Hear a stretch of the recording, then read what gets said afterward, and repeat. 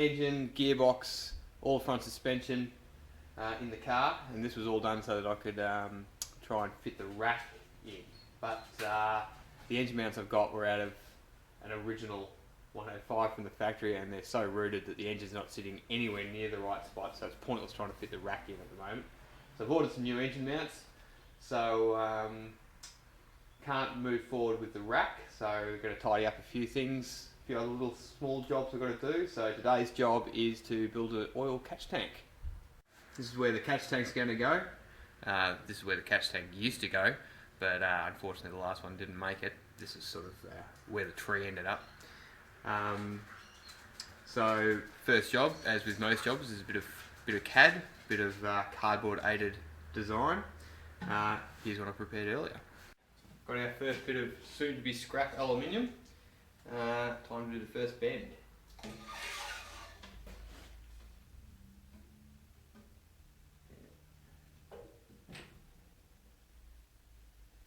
Trick with bending, you've got to make sure that your piece is square to the bender. Otherwise you'll end up with a piece of modern art rather than a little catch tank.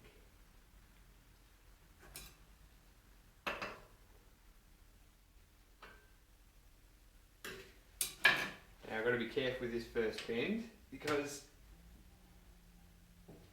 it's not a full 90-degree bend.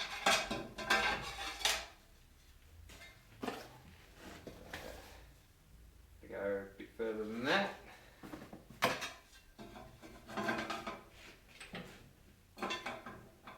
Very easy to bend it a little bit more, very hard to unbend it.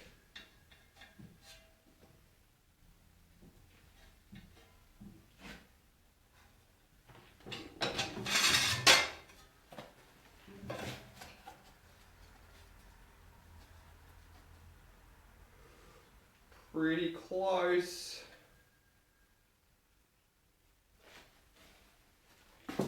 Tiny little tweak.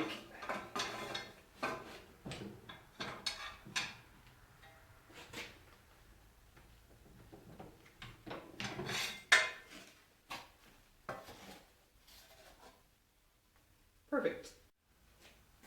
Next bend. 2 more bends. Oh yeah.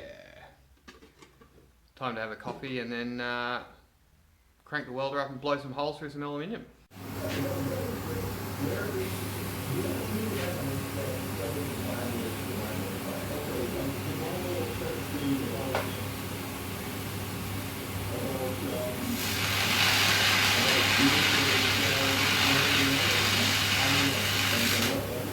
Okay, it's all welded up.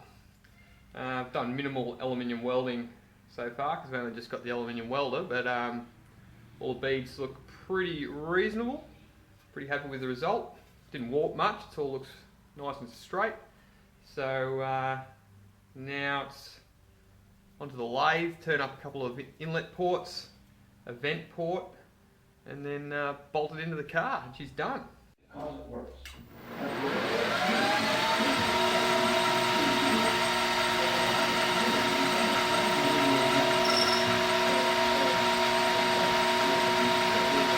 Aluminium, hate welding it, love machining it. So we've got our inlet for the engine oil overflow, inlet for the gearbox oil overflow, and connection for the filter breather on top of the tank.